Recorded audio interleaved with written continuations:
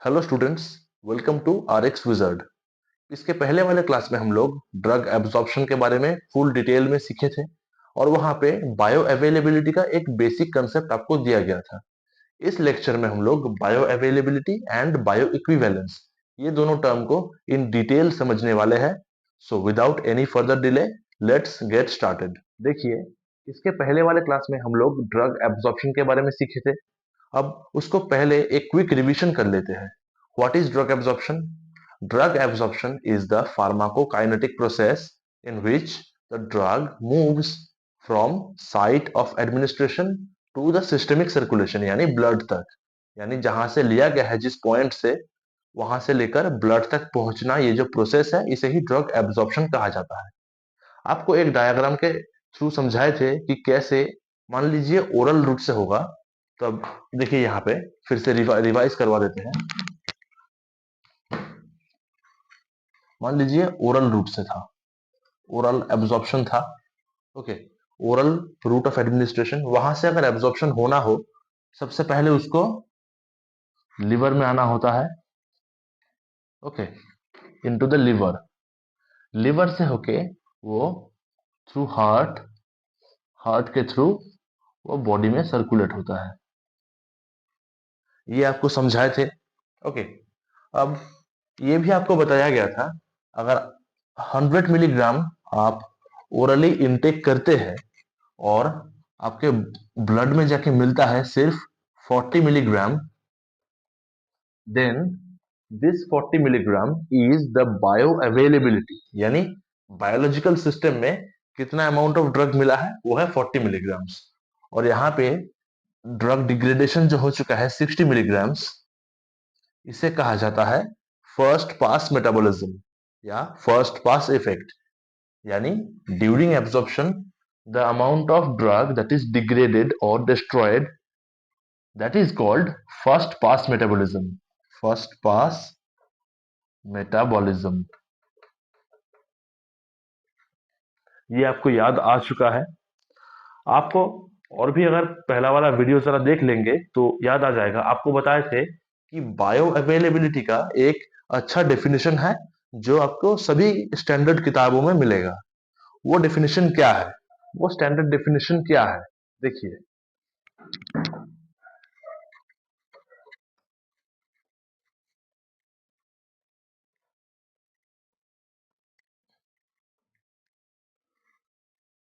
It is defined, bioavailability is defined as the rate and extent of drug absorption.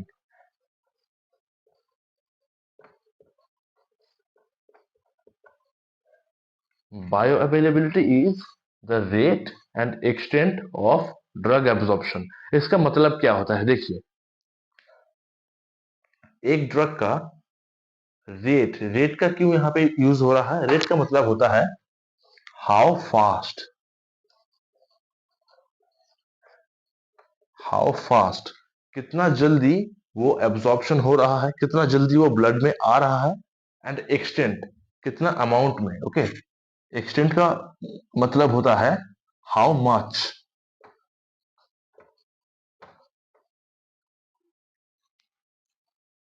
अब देखिए, इस definition को आप अभी समझिए, आपको समझने में आसानी होगा। Bio availability means the rate, यानी कितना जल्दी आ रहा है वो ड्रग, एंड एक्सटेंट, और कितना अमाउंट में, कितना परिमाण में आ रहा है, of drug absorption. So I hope आपको बायो अवेलेबिलिटी का ये जो डेफिनेशन है वो अभी क्लियर हो चुका है। अब देखिए यहाँ पे रेट का सिग्निफिकेंस क्या है। यानी हम पहले बताए थे आपको कि 100 मिलीग्राम्स में से 40 मिलीग्राम मिल रहा है, वो आपको एक्सटेंट मिल गया, कितना अमाउंट में आ रहा है, 40 मिलीग्राम्स आ रहा है। लेकिन इस रेट का सिग्निफिकेंस क्या है, देखिए जरा गौर कीजिए। आपको जब फार्माकोकाइनेटिक प्रोसेस के बारे में पढ़ा रहे थे, वहां पे ड्रग मूवमेंट का बहुत सारे प्रोसेस बताए थे। Passive diffusion, facilitated diffusion, active transport, filtration, बहुत सारे थे। देखिए, वहां पे एक चीज आपको गौर करने का था, वो है एक ड्रग जब एक कंपार्टमेंट से, यानी एक सेक्शन से दूसरा सेक्शन तक पहुंचता है, ठीक है, वहां पे होता क्या है, उसको बायो मेम्ब्रेन क्रॉस करना होता है। Okay, crossing the bio membrane cross करना है। ये बायो मेम्ब्रेन जो है that is lipid in nature. आपको याद होगा ये bio membrane that is actually a cell membrane, plasma membrane. इसमें होता रहता क्या है, इस पे रहता है phospholipids and cholesterol. Okay, for that reason it is actually lipid in nature. और एब्जॉर्प्शन के जो फैक्टर्स पढ़ाए थे वहां पे बताए थे आपको कि लिपोफिलिक ड्रग जो है वो क्विकली एब्जॉर्ब होता है, क्योंकि लिपोफिलिक ड्रग्स इस लिपिड बिलियर में आसानी से घुल मिलकर इसके थ्रू परमिएट हो सकते हैं, आर पार जा सकते हैं।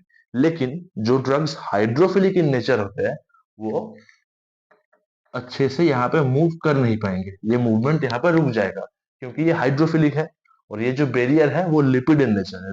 Both are opposite in nature, so that is the reason why lipophilic drugs are quickly absorbed.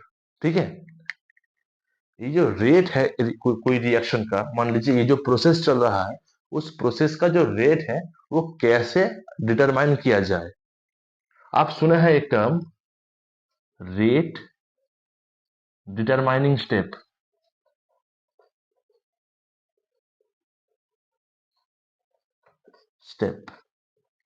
Short में आरडीएस। एक केमिकल प्रोसेस का रेट डिटरमाइनिंग स्टेप या रेट डिटरमाइनिंग स्टेप आरडीएस किसे कहा जाएगा? आरडीएस कहा जाएगा उस स्टेप को which is the slowest, it is the slowest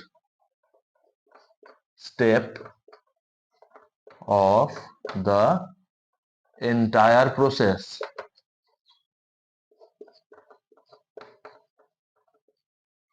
पूरा जो प्रोसेस है उसमें जो स्टेप सबसे स्लो होगा, ठीक है, that is the rate determining step.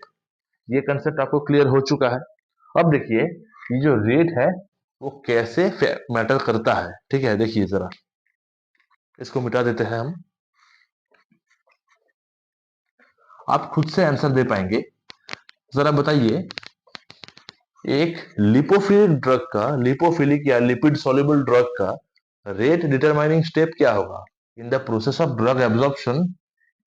सबसे पहले गौर कीजिए, मान लीजिए एक टैबलेट है यहाँ पे, ठीक है, वो टैबलेट को आप अगर ओरली एडमिनिस्टर करते हैं, सबसे पहले वो जाएगा आपका स्टोमक में। ओके, स्टोमक में आया, वहां पे उसका होना क्या है, टैबलेट से उसका डिसइंटीग्रेशन होगा, इंटीग्रेशन।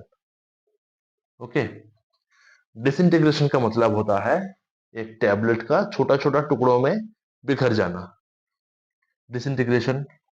उसके बाद होता है डिसोल्यूशन, यानी वो छोटा छोटा टुकड़ों में जो बिखर गया है वो गैस्ट्रिक मीडिया में, गैस्ट्रिक फ्लूइड में डिसॉल्व होंगे, एक सॉल्यूशन फॉर्म करेगा,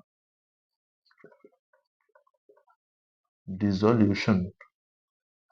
ओके, अब देखिए उस गैस्ट्रिक मीडिया में घुल मिल जाने के बाद, डिसोल्यूशन होने के बाद होता क्या है, drug in solution form, in a solution form. और ये सॉल्यूशन फॉर्म में ही मतलब मेम्ब्रेन क्रॉस कर सकते हैं। क्यों? क्योंकि यहाँ पे ionised drug is in a dynamic equilibrium with unionized drug, unionized drug। Okay, अब ये मान लीजिए कोई बायोमेम्ब्रेन है, वो अनआयोनाइज्ड ड्रग जो है वो लिपोफिलिक कैरेक्टर शो करता है, एब्जॉर्प्शन में आपको पढ़ाया है। अनआयोनाइज जो फ्रैक्शन है वो इजीली क्रॉस कर पाएगा, लेकिन जो आयोनाइज्ड है वो हाइड्रोफिलिक नेचर शो करता है, इसीलिए वो बायोमेम्ब्रेन के आसपास मतलब आर पार नहीं जा पाएगा, वो नहीं जा पाएगा, अटक जाएगा। अब देखिए एक लिपोफिलिक ड्रग अगर होगा तो उसका सबसे पहले देखिए जीआई में जो फ्लूइड है, स्टमक में या इंटेस्टाइन में, वो फ्लूइड एक्वस है, एक्वस इन नेचर। अब कोई अगर लिपोफिलिक ड्रग होगा, लिपोफिलिक, वो ये डिसोल्यूशन स्टेप में जाके स्लो डाउन हो जाएगा। ये जो स्टेप होगा उसका स्लोएस्ट होगा। क्यों? क्योंकि ड्रग जो है लिपिड में सोल्यूबल होने वाला है, लेकिन यहाँ पे लिपिड नहीं है, यहाँ पे आपको एक्वस मीडियम में सोल्यूबल होना है। सो इट इज ऑब्वियस कि ये वाला स्टेप ही एक लिपोफिलिक ड्रग के लिए सबसे स्लो होगा। यही उसका रेट डिटरमाइनिंग स्टेप होगा। ओके। अब इन case of a hydrophilic drug, उसके लिए कौन सा स्टेप रेट डिटरमाइनिंग स्टेप होने वाला है? आप जरा आइडिया कीजिए। ठीक है, वीडियो को पॉज करके सोचिए अपने आप से। ये जो पूरा स्टेप बाय स्टेप आपको दिखाया है एब्जॉर्प्शन का प्रोसेस, वहां पे एक हाइड्रोफिलिक ड्रग कौन सा स्टेप में आके उसका रेट डिटरमाइनिंग स्टेप होगा, कौन सा स्टेप उसका स्लोएस्ट होगा? सोचिए जरा। उसका रेट डिटरमाइनिंग स्टेप होगा permeation across the membrane. Okay, permeation across the biomembrane। क्यों? क्योंकि ड्रग जो है हाइड्रोफिलिक इन नेचर है, वो आसानी से डिसोल्यूशन होगा, यहाँ पे कोई समस्या नहीं होगा उसका, सोल्यूशन फॉर्म में आ जाएगा जल्द से जल्द वहां पे। अब सोल्यूशन फॉर्म में आने के बाद उसको अल्टीमेटली ये बायोमेम्ब्रेन क्रॉस करना है, ठीक है। लेकिन being a hydrophilic in nature, वो लिपोफिलिक बायोमेम्ब्रेन को क्रॉस करने में उसको बहुत दिक्कत होगा। That is why that step, यानी the permeation step is the rate determining step of hydrophilic molecules. So I hope आपको यहाँ से ये जो बायो अवेलेबिलिटी का एक्चुअल डेफिनेशन है, जो यूनिवर्सली एक्सेप्टेड डेफिनेशन है, मतलब rate and extent of drug absorption, इसमें रेट का अर्थ आपको समझ आ चुका है, और एक्सटेंट का मतलब आपको तो बता ही दिए थे पहले वाले क्लास में, कितना अमाउंट में। So I hope now the definition makes sense. देखिए, पहले वाले सेशन में हम लोग बायो अवेलेबिलिटी का डेफिनेशन को अच्छे से समझ चुके हैं और उसको एक्सप्लेन कर चुके हैं कैसे the rate of the reaction, यानी rate of drug absorption and extent of drug absorption makes the entire bioavailability. अब इसको एक ग्राफ के थ्रू समझेंगे। ये ग्राफ आप फार्माकोलॉजी के कोई भी स्टैंडर्ड किताबों में देखिएगा, बहुत ही कॉमन है, लेकिन कभी कभी ये ग्राफ को समझने में थोड़ा दिक्कत आता है। अभी आपको एकदम डिटेल में लेकिन एक्सट्रीमली लूसिडली आपको समझाने वाले हैं, बहुत ही आसान तरीके से आपको समझाएंगे, आपको कोई डाउट नहीं रहेगा। देखिए जरा, इसे कहा जाता है plasma concentration versus time curve. Okay, plasma concentration of drug of course versus time. ठीक है, देखिए, इस ग्राफ को समझने के लिए आप एज्यूम कीजिए ऐसा, एक टैबलेट को आप ओरली इनटेक करते हैं, ठीक है। इसका एक्सिस पुट करते हैं यहाँ पे।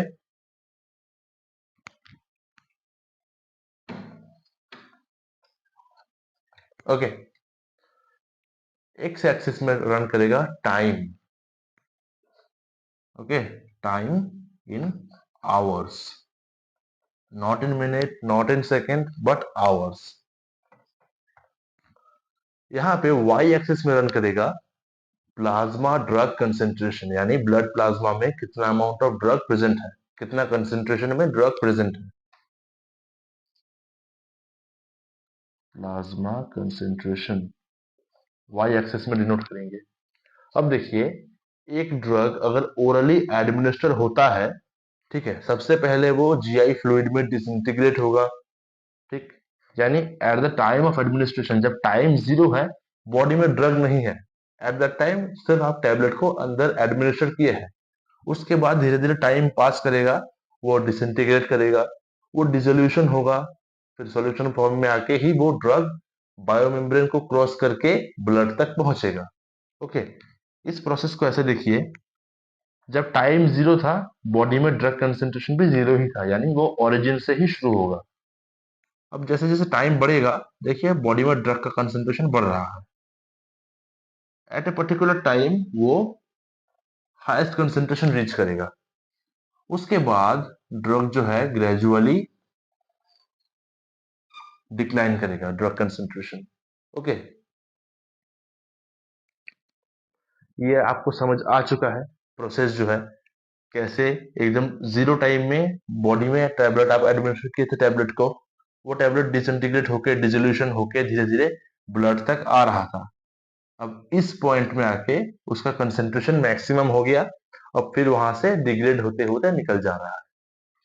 अब देखिए आपको ये मालूम है कि किसी ड्रग का एक्शन शो करने के लिए उसको एक मिनिमम लिमिट रीच करना होता है, एक मिनिमम प्लाज्मा कंसंट्रेशन उसको चाहिए जहां से वो अपना एक्शन शो कर पाए। ठीक है, उसको ऐसे डिनोट करेंगे हम लोग। मान लीजिए ये जो कंसंट्रेशन है रेड इंक से दिखा रहे हैं, ये जो है that is the minimum effective concentration. Minimum effective concentration यानी अपना एक ड्रग का इफेक्ट दिखाने के लिए जो मिनिमम कंसंट्रेशन चाहिए। Okay, that is the minimum drug concentration, ये वाला पॉइंट। इसके नीचे जो होगा उसे कहा जाता है सब therapeutic concentration. Okay, below the minimum effective concentration that is called सब थेराप्यूटिक कंसंट्रेशन। ओके, ये नीचे है। यहाँ पे जो ड्रग रहेगा इस कंसंट्रेशन इस रेंज में वो बॉडी में प्रेजेंट होगा, ठीक है, लेकिन वो कोई एक्शन शो नहीं कर पाएगा। क्लियर? और हमें एक मैक्सिमम लिमिट चाहिए जो आपके लिए सेफ हो। उससे ऊपर अगर चला जाए तो that can cause toxicity. Okay, overdose. मान लीजिए ऐसे ये जो कंसेंट्रेशन है that is the maximum safe concentration. Maximum safe concentration, यहां तक उसका रेंज है कि यहां तक जो डोज पहुंचेगा, यहां तक जो कंसेंट्रेशन रीच करेगा वो वाला मैक्सिमम सेफ है हमारे लिए। उसके ऊपर अगर चला जाए तो that can cause toxicity. Okay, overdose. ये आपको क्लियर हो चुका है। अब देखिए ये जो रेंज है यानी मिनिमम इफेक्टिव कंसेंट्रेशन से मैक्सिमम सेफ कंसेंट्रेशन, ये जो रेंज है यहाँ पे वो अपना एक्शन शो करेगा। This range is called therapeutic range. Okay, this range is called therapeutic range. ठीक, रेंज। कभी कभी इसे थेराप्यूटिक विंडो भी बोला जाता है। That are the same. Okay, interchangeably use होता है, दोनों एक ही है, थेराप्यूटिक रेंज या थेराप्यूटिक विंडो। अब देखिए जो समझने का बात है, यहाँ पे जब ड्रग रहेगा इस फेज में ये वाला कोई एक्शन शो नहीं करेगा। क्यों?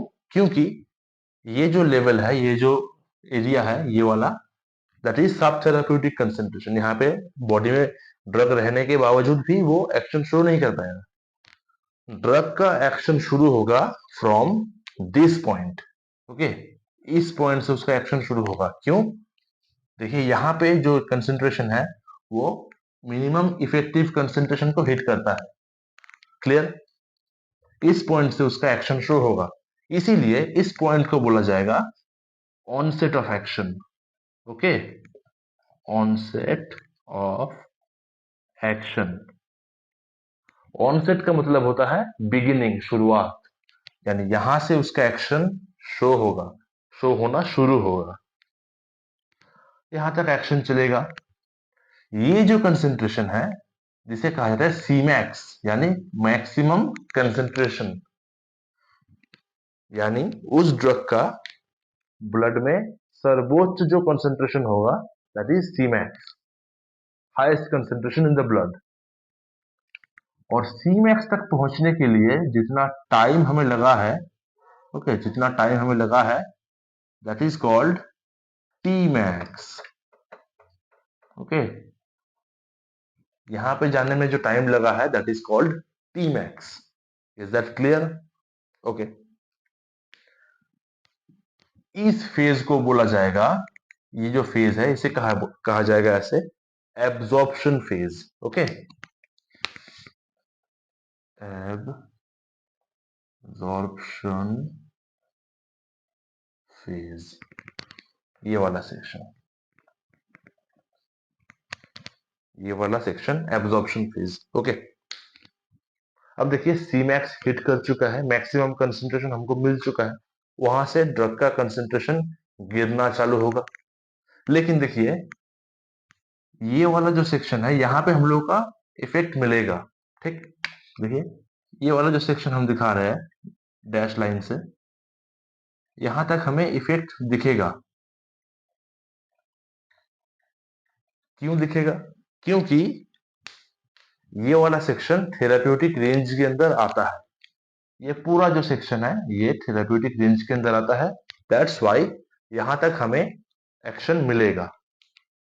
ओके, अब देखिए ऑनसेट ऑफ एक्शन जो मतलब जो कंसंट्रेशन था, जिस पॉइंट से हमें उसका एक्शन मिल रहा है, उस कंसंट्रेशन में पहुंचने के लिए जो टाइम लगता है, जो रिस्पेक्टिव टाइम है, उसे कहा जाता है ऑनसेट टाइम। ओके, इस पॉइंट को बोलेंगे ऑनसेट टाइम, यानी एक ड्रग का एक्शन शुरू होने में कुछ टाइम लगता है, उस टाइम को जिस पॉइंट से, जिस टाइम से उसका एक्शन मिलना शुरू हुआ, उसे कहेंगे हम लोग ऑनसेट टाइम। ओके, अब देखिए इस पॉइंट तक आते आते ड्रग का एक्शन शुरू होना बंद हो जाएगा, यानी लास्ट जो एक्शन शुरू होगा वो इस पॉइंट तक होगा, उसके नीचे गिरेगा सब थेरेप्यूटिक रेंज में आ जाएगा, एक्शन मिलने वाला तो है नहीं। इस पॉइंट को इसीलिए बोला जाता है, इसे बोलेंगे टर्मिनेशन ऑफ एक्शन, यानी एक्शन जो मिल रहा था हमें, उसका टर्मिनेशन हो रहा है, खत्म हो रहा है, एंड हो रहा है। टर्मिनेशन, टर्मिनेशन ऑफ एक्शन, किसी एक्शन का टर्मिनेशन हो रहा है, और ये जो टाइम को मिलेगा, इसका जो रिस्पेक्टिव टाइम है, उसे कहेंगे हम लोग end of the effect. Okay, and time, end time, कभी कभी टर्मिनेशन टाइम भी बोला जाता है, दैट्स द सेम। ओके, ऐसा कुछ खास नहीं है, नाम ही सिर्फ अलग है। और from the onset time to the finishing time, ये जो टाइम ड्यूरेशन है जहां तक हमें एक ड्रग का एक्शन मिल रहा है, उसे कहेंगे हम लोग ड्यूरेशन ऑफ एक्शन। ड्यूरेशन का मतलब कितना लॉन्ग लास्टिंग हो रहा है वो, यहाँ पे इसे कहेंगे, कहते हैं हम लोग ड्यूरेशन ऑफ एक्शन, यहां से यहां तक। ठीक, यानी ऑनसेट टाइम से लेकर एंड टाइम तक जो टाइम पीरियड रहेगा वो हमारा, that is called duration of action. ये वाला फेज को हम लोग एब्जॉर्प्शन फेज बोले हैं। सीमैक्स तक पहुंचने के बाद, फ्रॉम सीमैक्स टू टर्मिनेशन पॉइंट तक, यहां तक इसको बोला जाएगा पोस्ट एब्जॉर्प्शन फेज। ओके, इसे बोलेंगे हम लोग एब्जॉर्प्शन फेज, यहां से लेकर यहां तक पोस्ट एब्जॉर्प्शन फेज, यहां पे हमें एक्शन मिलेगा। इसके बाद जो आएगा that is called elimination phase, यानी अब बॉडी से ड्रग एलिमिनेट हो रहा है। ओके, एलिमिनेशन फेज, अब ड्रग काम आने वाला नहीं है, वो निकल जाएगा शरीर से, ये है एलिमिनेशन फेज।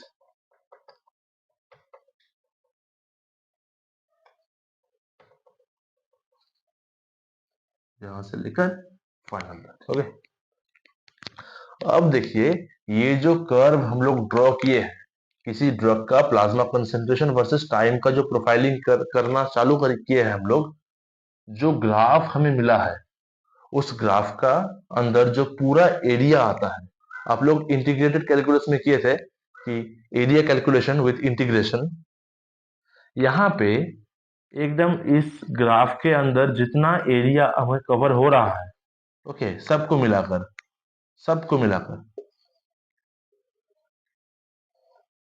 ये जो पूरा एरिया हमें मिल रहा है, दैट इज कॉल्ड, इसको ऐसे बढ़ा देते हैं आगे, that is called area under the curve. Okay, very important. Full area को बोला जाएगा ऐसे, एरिया अंडर कर्व। कर्व का मतलब graph, okay, nothing else. Area under the curve, curve मतलब ये जो कर्व लाइन है, दूसरा कर्व नहीं। एरिया अंडर द कर्व, शॉर्ट में इसे बोला जाता है A U C, A U C, area under the curve. ठीक, क्लियर है? अब देखिए, इस ग्राफ को आप अच्छे से समझ लीजिए ऐसे।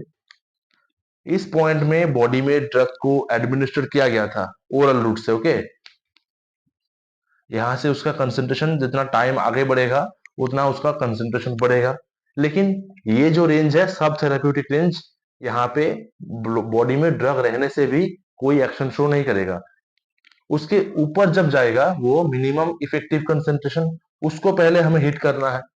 वहां पे उसका ऑनसेट ऑफ एक्शन होगा उस पॉइंट से। जिस पॉइंट से वो ड्रग का कंसेंट्रेशन एमईसी को हिट करेगा उसे कहा जाएगा ऑनसेट ऑफ एक्शन। वहां से उसका एक्शन शो होना शुरू होगा और उस टाइम को बोला जाएगा ऑनसेट टाइम। अब होते होते एब्जॉर्प्शन फेज पार करके हमें सी मैक्स तक पहुंचना है, मैक्सिमम कंसेंट्रेशन। और सी मैक्स तक पहुंचने में जितना वक्त लगेगा हमें, that is called T max. Okay, अब यहां से उसका डिक्लाइन शुरू हुआ है। इस फेज को बोलेंगे पोस्ट एब्जॉर्प्शन फेज और उसके बाद एलिमिनेशन फेज। अब ड्रग का एक्शन खत्म होगा जिस पॉइंट में, that is this point, okay, जहां पे उसका कंसंट्रेशन गिरकर एमईसी को टच करेगा। उस पॉइंट के नीचे उसका एक्शन शो होना बंद हो जाएगा। That point is called termination of action. और उसका रिस्पेक्टिव जो टाइम है उसे कहा जाएगा टर्मिनेशन टाइम या एंड टाइम, जो बोलेंगे आप। इसके अंदर जो पूरा एरिया आता है उसे कहा जाता है area under the curve. That is the measurement of bio availability. Okay, area under the curve shows the bioavailability profile, okay, bioavailability profile of the drug। और यहाँ पे जो from onset time to end time, ये जो time duration है उसे कहा जाएगा ड्यूरेशन ऑफ एक्शन। यानी इतना समय तक हमें उस ड्रग का एक्शन मिलेगा, उसके बाद नहीं मिलेगा। ठीक है, एक्शन बंद हो जाएगा। सो आई होप ये ग्राफ आपको अच्छे से समझ आ चुका है। यहां से हम लोग कुछ फार्माकोकाइनेटिक पैरामीटर को ढूंढेंगे और कुछ फार्माकोडायनामिक पैरामीटर को ढूंढेंगे। और उसी के चलते हमारा आगे बायोफार्मास्यूटिक्स में हमें अच्छे से समझना है। यहाँ पे आप अपना कॉन्सेप्ट क्लियर कर लीजिए, फिर आगे चल के आपको कोई दिक्कत नहीं होगा। देखिए, फार्माकोकाइनेटिक पैरामीटर्स क्या है? Pharmacokinetic parameters are, first of all, C max, second parameter is T max, और तीसरा parameter is area under the curve. Okay, because area under the curves directly show the bioavailability of the drug, AUC। ओके, बाकी जो सारा कुछ है वो pharmacodynamic parameters है। जैसे कि आप नोट करते चलिए संग संग, onset of action, termination of action, onset time, end time, duration of action जो आपको पूरा समझा चुके हैं, सब therapeutic concentration, minimum effective concentration, maximum safe concentration, and therapeutic window या therapeutic range, which is MEC लेके एमईसी से शुरू करते हुए एमएससी तक, यानी मिनिमम इफेक्टिव कंसेंट्रेशन से शुरू करते हुए मैक्सिमम सेफ कंसेंट्रेशन का जो रेंज है उसे कहा जाता है थेराप्यूटिक विंडो। एक ड्रग का कैसे रेट एंड एक्सटेंट यानी बायो अवेलेबिलिटी कैसे डिफर करता है, देखिए जरा। मान लीजिए ये एक ग्राफ है, बायो अवेलेबिलिटी का कर्व बनाएंगे। ये है MEC, maximum minimum effective concentration. ये हो गया उसका maximum safe concentration. Okay, MSC, MEC, MSC। अब देखिए, कोई अगर ड्रग रेट अगर उसका ज्यादा हो, एब्जॉर्प्शन रेट अगर फास्ट हो, तो वो बहुत जल्द पहुंच जाएगा ब्लड तक। ओके, पहुंच गया, वहां से वो डिक्लाइन करना शुरू हो गया। ठीक, पहला ड्रग।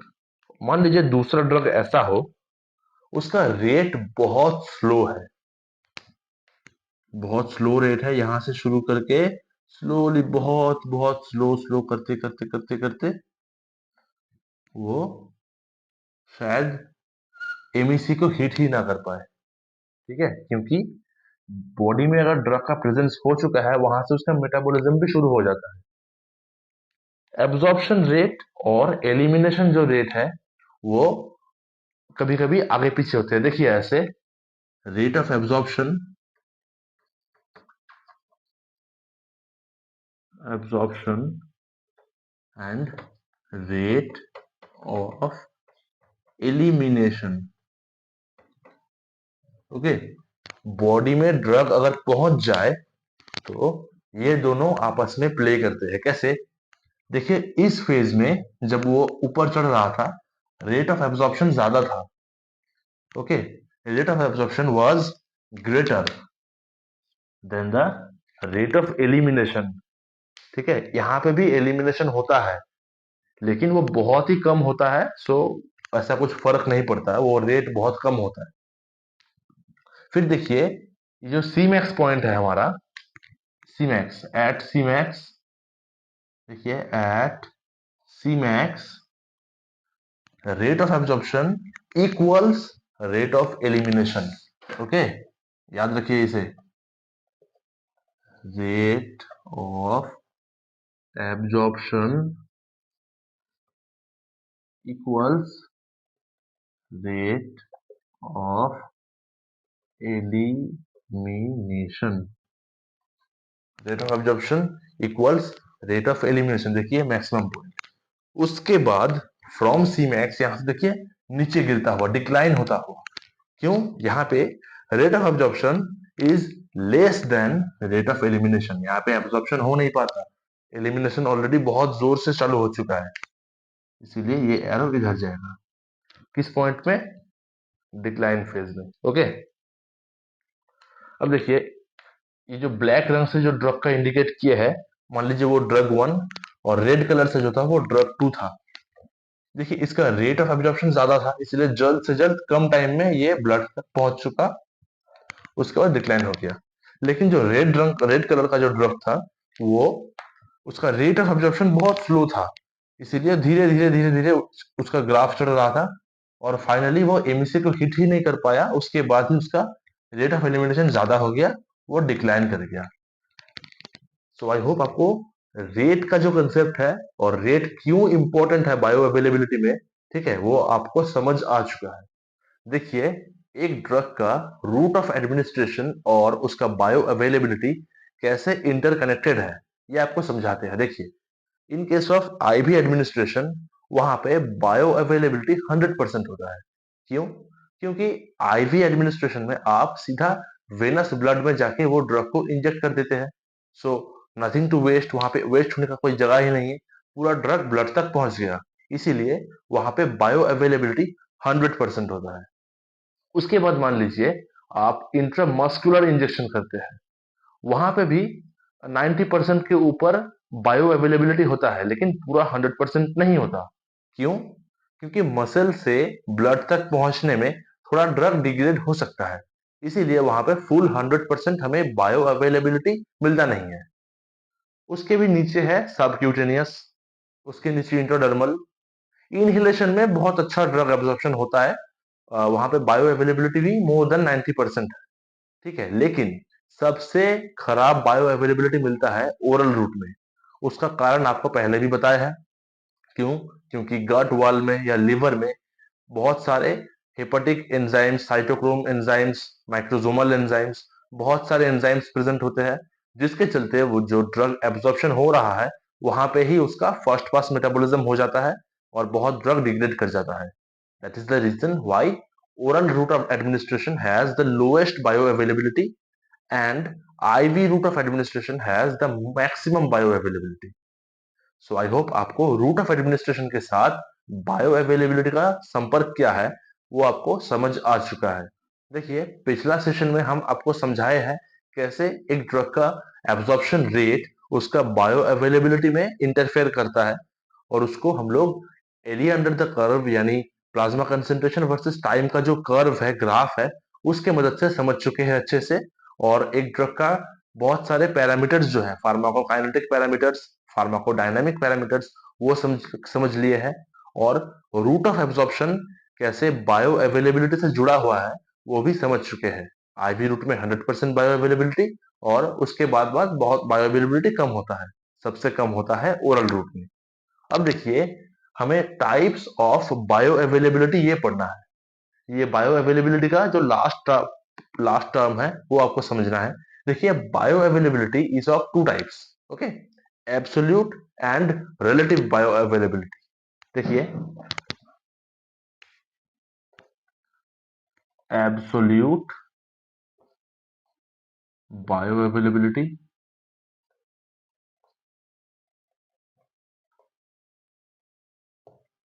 दूसरा है relative bio availability. Relative bio availability, ठीक है। एब्सोल्यूट बायो अवेलेबिलिटी को एफ ए बी से डिनोट किया जाता है, एफ ए बी, और रिलेटिव बायो अवेलेबिलिटी को एफ रेल यानी एफ रेल इससे डिनोट किया जाता है। देखिए इसका कंसेप्ट को समझ लेते हैं जल्दी से, बहुत ही आसान है, कोई दिक्कत नहीं है। मान लीजिए बायो अवेलेबिलिटी स्टडी जो किया जाता है वो देखा जाता है एक ड्रग का जो ओरल डोसेज फॉर्म है उसके साथ उस ड्रग का इंट्रावेनस डोसेज फॉर्म जो है उसको कंपेयर किया जाता है।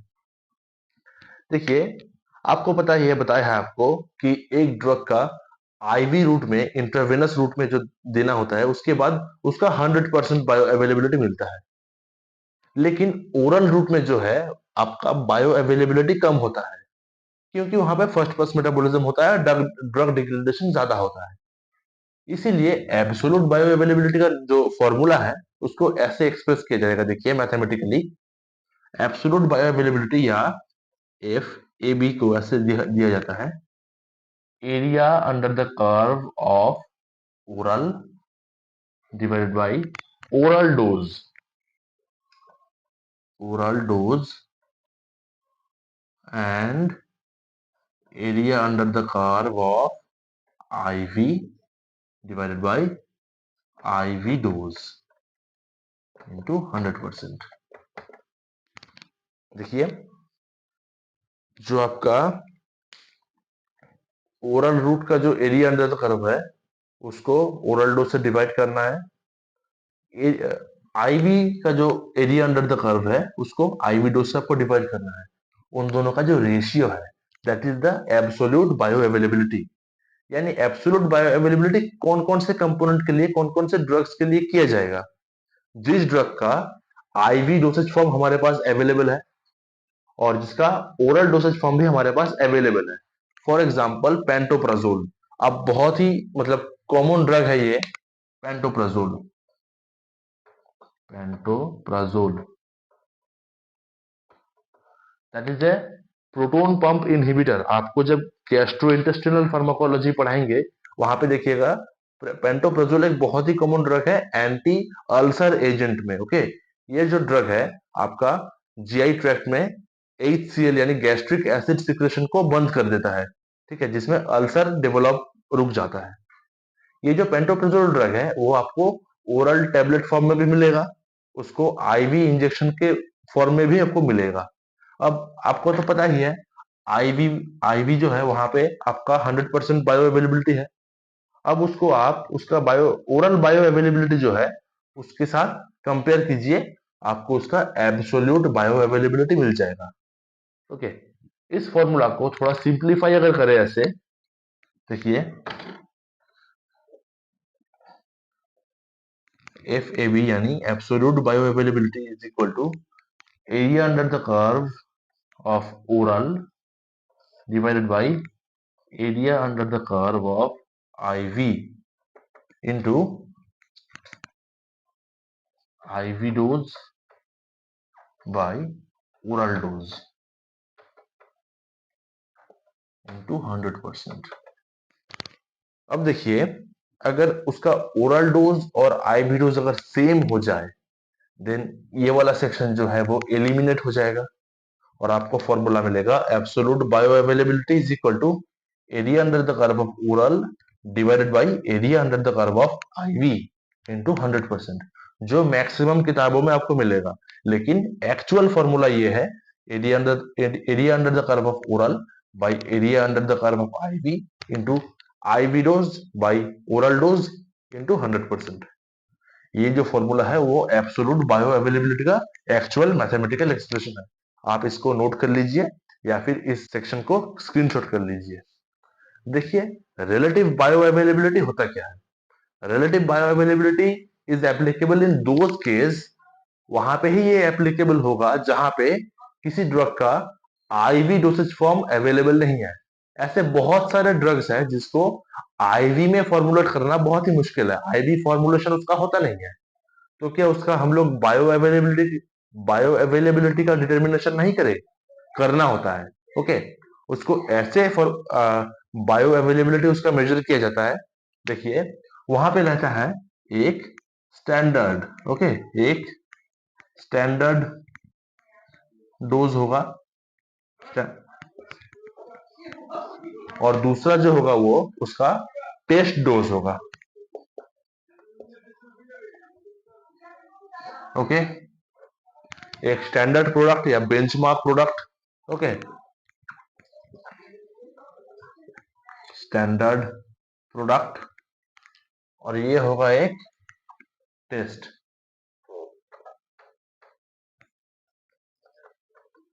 प्रोडक्ट। इसको हम लोग कंपेयर करेंगे ऐसे। देखिए फॉर्मूला, देखिए उसका, ये स्टैंडर्ड जो है ये that is not IV, okay, लेकिन यहाँ पे आईवी अवेलेबल होगा नहीं है, आईवी उसका फॉर्मुलेशन होता नहीं है, इसीलिए स्टैंडर्ड के साथ उसका जो टेस्ट प्रिपरेशन है, टेस्ट प्रोडक्ट जो है उसको कंपेयर करेंगे ऐसे। देखिए,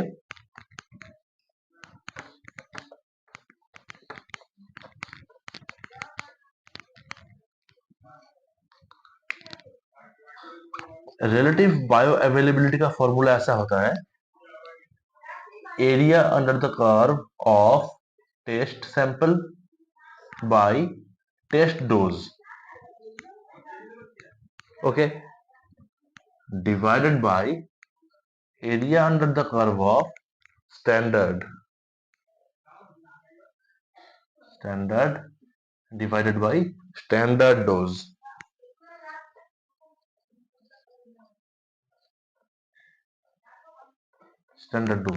into 100%। ओके, इसको अगर आप सिंप्लीफाई करोगे ऐसे, वो आ जाएगा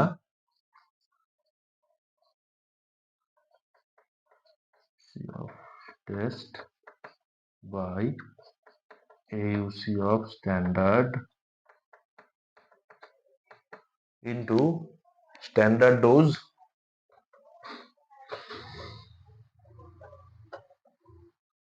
by test dose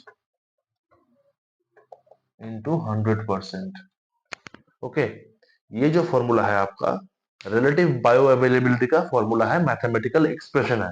इसका आप एक स्क्रीनशॉट ले लीजिए या इसको वीडियो को पॉज करके अपना एक नोट बना लीजिए। देखिए, अभी हम लोग बायो अवेलेबिलिटी को फुल डिटेल में समझ चुके हैं, वो होता क्या है, उसको plasma concentration versus time curve से अच्छे से एक्सप्लेन किए हैं, उसका टाइप्स पढ़े हैं हम लोग, absolute bio availability and relative bio availability. अब जो टॉपिक हमें बचा है वो है बायो इक्विवेलेंस। ये टर्म आप पहले भी सुने होंगे, किताबों में पढ़े होंगे, लेकिन यहाँ पे हम लोग फुल डिटेल में उसको डिकोड करने वाले हैं। देखिए जरा, एक ड्रग को अगर बायो इक्विवेलेंट होना है उससे पहले कुछ कंडीशंस उसको फुलफिल करना होगा। ओके, बायो इक्विवेलेंस का जो कंसेप्ट है उसमें आएंगे हम लोग, लेकिन स्टेप बाय स्टेप आना है, स्टेप जंप करेंगे तो गिर जाएंगे। देखिए, ऐसे मान लीजिए, एग्जांपल के थ्रू समझाएंगे आपको। एक मॉलिक्यूल है पैरासिटामोल। ओके, पैरासिटामोल शॉर्ट में पीसीएम लिखा जाता है ऐसे। अब ये पैरासिटामोल जो है वो जेनेरिक मॉलिक्यूल है, आपको एकदम पहले वाले वीडियो में समझा चुके हैं। पैरासिटामोल मॉलिक्यूल वो अभी मान लीजिए कोई कंपनी प्रिपेयर कर रहा है, company one, company two, company two, ये दोनों कंपनी पैरासिटामोल टेबलेट्स मैन्युफैक्चर कर रहा है। ओके, मान लीजिए कंपनी वन का जो प्रोडक्ट है उसका नाम है, ब्रांड नेम है Crocin. Okay, Crocin. Company two जो है उसका जो ब्रांड नेम है उसका प्रोडक्ट का, दैट इज कैलपॉल। ओके, या फिर क्रोसिन की जगह और भी एक कॉमन नाम है, डोलो 650। कोविड के टाइम बहुत बिका था, ठीक है, याद होगा आपको, डोलो।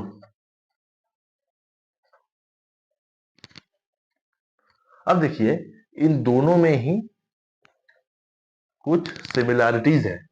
जैसे यहाँ पे जो ड्रग मॉलिक्यूल है वो सेम है, सेम मॉलिक्यूल है, सेम।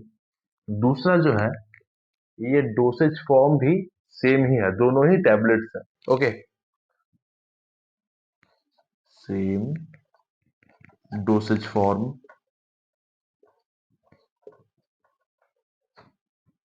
अगर डोज भी उसका सेम ही हो, ठीक है, मान लीजिए डोलो 650, यानी 650 मिलीग्राम पैरासिटामोल उसमें प्रेजेंट है, कैलपॉल 650, उसमें भी 650 मिलीग्राम पैरासिटामोल प्रेजेंट है। So the dose is same, same dose. और ये दोनों ही ओरल टैबलेट है, यानी इसको ओरल एडमिनिस्ट्रेशन किया जाएगा। Same route of administration.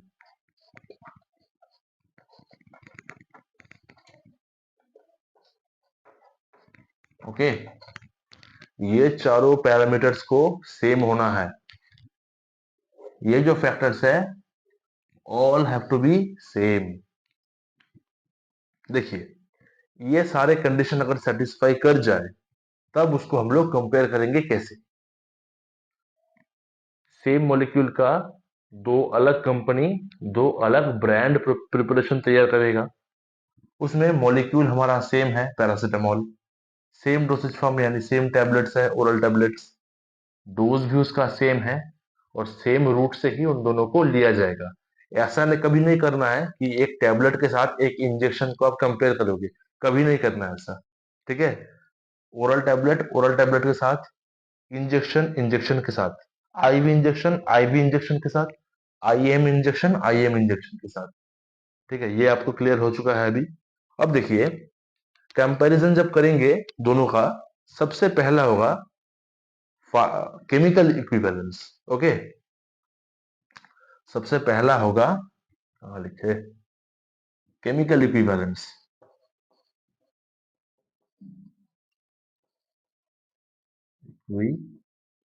Equivalence, ये चेक करना है हमें। केमिकल इक्विवेलेंस कैसे चेक करें? दो ठो ब्रांड प्रिपरेशन है, वो केमिकली इक्विवेलेंट है या नहीं, हमें चेक करना है उसका same molecule in the same dose, ये हमें चेक करना है। इसे मिटा देते हैं।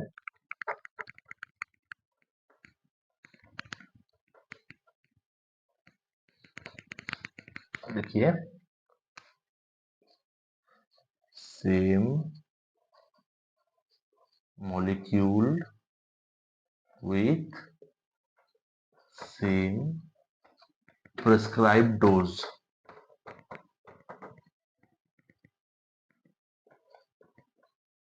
ओके, देखिए दोनों में ही पैरासिटामोल और दोनों में ही 650 मिलीग्राम करके प्रेजेंट है, so they are chemically equivalent.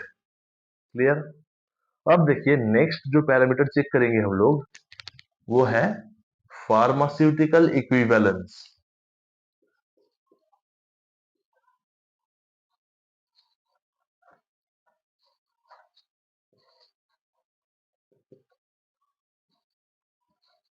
ये सेक्शन जो है जीपैट के लिए बहुत इंपॉर्टेंट है।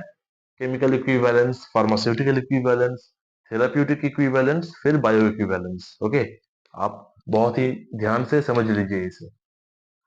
फार्मास्यूटिकल इक्विवेलेंस में आ जाएगा आपका, ये तो मिला ही है, यानी केमिकल इक्विवेलेंट है, सेम मॉलिक्यूल है, सेम प्रिस्क्राइब डोज में ही हमारे पास अवेलेबल है, रूट ऑफ एडमिनिस्ट्रेशन भी सेम ही होना है, ठीक है, क्योंकि कंपैरिजन के लिए ये सब सेम होना है।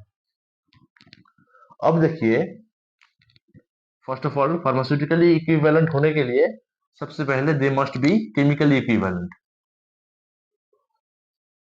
यानी सेम मॉलिक्यूल सेम डोज में होना है, केमिकली इक्विवेलेंट। ये हमारा मैच कर चुका है। नेक्स्ट जो है देखना होगा उसका फार्मास्यूटिकल जो पैरामीटर्स है, यानी उसका strength,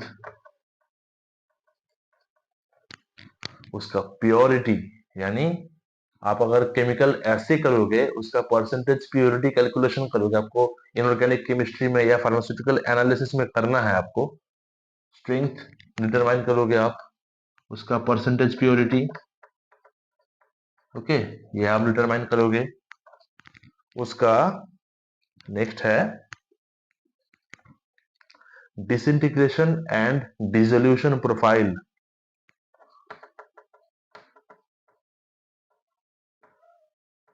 disintegration and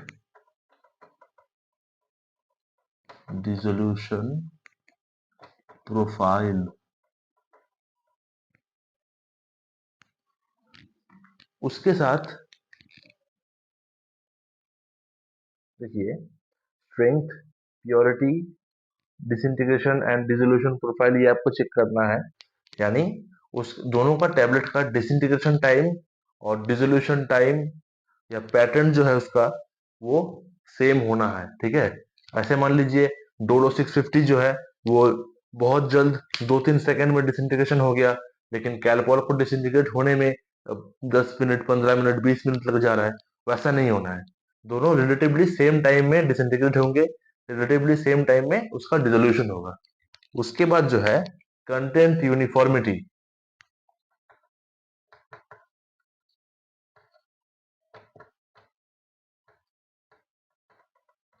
content uniformity का मतलब क्या होता है? मान लीजिए एक प्रिपरेशन है, ऐसा टैबलेट है, वो उसमें जो एपीआई है, यानी यहाँ पे API in this case paracetamol, API और एक्सिपिएंट जो है वो इवनली डिस्ट्रीब्यूटेड है। ऐसा नहीं है कि टैबलेट के इस सेक्शन में पैरासिटामोल है, बाकी इसमें एक्सिपिएंट्स है, ऐसा नहीं है। Through out the entire tablet आपका एक्सिपिएंट और एपीआई जो है, एपीआई वो इवनली स्प्रेड होना है, ठीक है, ना कहीं कम ना कहीं ज्यादा, जस्ट इवनली स्प्रेड होना है। वही है उसका कंटेंट यूनिफॉर्मिटी। और कंटेंट यूनिफॉर्मिटी में वो भी आता है, मान लीजिए उसमें आप केमिकल ऐसे करके देखेंगे कि 650 मिलीग्राम बता रहा है यहाँ पे, तो 650 मिलीग्राम ही है, यहाँ पे भी 650 मिलीग्राम भी है, यानी यूनिफॉर्म डिस्ट्रीब्यूशन भी होना है और एग्जैक्ट प्रिस्क्राइब्ड क्वांटिटी में भी होना है। यह है आपका कंटेंट यूनिफॉर्मिटी। ये सब अगर मैच कर जाए, so we can call them they are pharmaceutically equivalent. Okay, it is clear? अब देखिए उसके बाद आएगा थेराप्यूटिक इक्विवेलेंट। बता देते हैं इसे।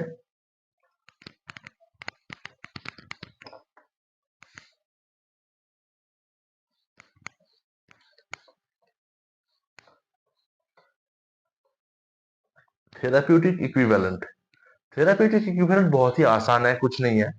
पहले केमिकल इक्विवेलेंट हो जाए, फिर फार्मास्यूटिकल इक्विवेलेंट हो जाए, उसके बाद आप करेंगे क्या, पेशेंट का बॉडी में उसको इंट्रोड्यूस करेंगे। आप जानते हैं पैरासिटामोल एनाल्जेसिक एंटीपायरेटिक, यानी किसी का अगर बुखार हुआ हो उनमें ये काम करेगा अच्छे से। आप पेशेंट को डोलो 650 देते हैं और एक दूसरे पेशेंट को कैलपॉल 650 देते हैं।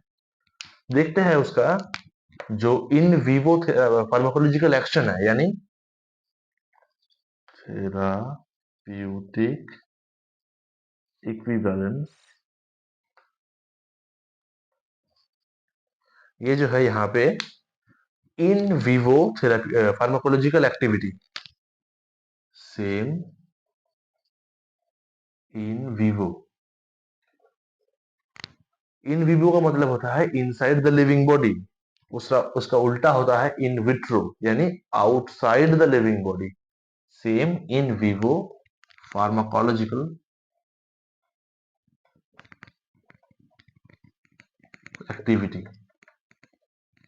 ओके, सेम एक्सटेंट तक ये अपना एक्शन शो करेंगे, अपना फार्माकोलॉजिकल एक्शन जो है बुखार कम करना या पेन रिलीफ करना, ये सेम स्पेक्ट्रम तक अपना एक्शन दिखाएगा, तभी हम लोग इसे थेराप्यूटिकली इक्विवेलेंट बोल पाएंगे। ओके, इतना सारा कुछ मेजरमेंट होने के बाद आएगा आपका बायो इक्विवेलेंस। इसको समझना है, देखिए।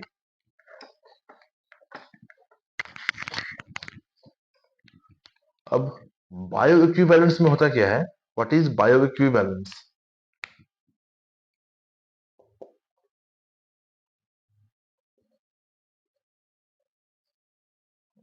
बायो इक्विवेलेंस में होता है दो डोसेज फॉर्म जो है सेम ड्रग का, two different dosage forms, they must be rate and extent of drug absorption must be same. Okay, same या within limits। एग्जैक्ट तो सेम हो नहीं सकता, थोड़ा बहुत आगे पीछे हो सकता है। सो हमारा जो प्रेस्क्राइब लिमिट्स है उसके अंदर आना है। देखिए, rate and extent of drug absorption यानी बायो अवेलेबिलिटी। अब दोनों का बायो अवेलेबिलिटी जो पैटर्न है वो सेम या रिलेटिवली सेम होना है, ठीक है। एकदम आसमान जमीन का फर्क नहीं होना, लेकिन थोड़ा बहुत आगे पीछे हो सकता है, लिमिट के अंदर रहना है। तभी हम उन दोनों प्रिपरेशन को आपस में बायो इक्विवेलेंट बोल सकते हैं। इसका और एक सिंपल सा एक्सप्लेनेशन ये भी है, इन दोनों का आप प्लाज्मा कंसेंट्रेशन वर्सेस टाइम का ग्राफ बनाइए। ओके, ये जो कर्व है वो ग्राफ बनाइए, इसका इसका भी बनाइए। ओके, इसका भी ऐसे बनाइए। अब इन दोनों को आपस में सुपर इम्पोज करना है। सुपर इम्पोज का मतलब ये जो है उसके ऊपर आके रखना है, ऐसे सुपर इम्पोज करना, ठीक। अगर आप इन दोनों को सुपर इम्पोज करके देखते हैं कि एक दूसरे के ऊपर just like a butterfly wing आपस में फिट कर जाए, ठीक है, जैसे ऐसे फिट कर जाए, इन दोनों को आप ऐसे रखिए, आपस में अगर फिट कर जाए ऐसे, so they can be called as bio equivalent. यानी इसका प्लाज्मा कंसेंट्रेशन वर्सेस जो टाइम का जो ग्राफ है आपस में सुपर इम्पोजेबल हो, ठीक है, then they can be called as bio equivalent. So I hope आपको ये बायो इक्विवेलेंस का कंसेप्ट समझ आ चुका है।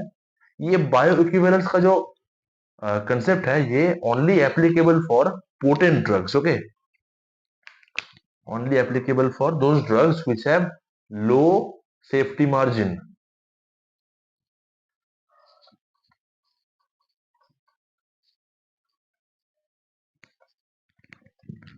ओके, यानी जिसका लिथल डोज या टॉक्सिक डोज और इफेक्टिव डोज उनमें अंतर ज्यादा नहीं होता, उसी के लिए हम लोग बायो इक्विवेलेंस का मतलब कंसेप्ट को डेवलप किए हैं। सो आई होप ये कंसेप्ट आपको हम अच्छे से समझा पाए हैं।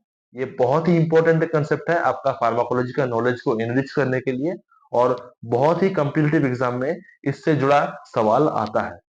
आज का हमारा जो लेक्चर था वो यहाँ पे समाप्त होता है। Thanks for watching this video. अगर ये वीडियो आपको हेल्पफुल लगा तो जरूर इस वीडियो को एक लाइक कर दीजिए और अपने दोस्तों के साथ इसे शेयर करना ना भूलें। Subscribe to the channel RX wizard. मिलते हैं आपको नेक्स्ट वीडियो में। Thank you.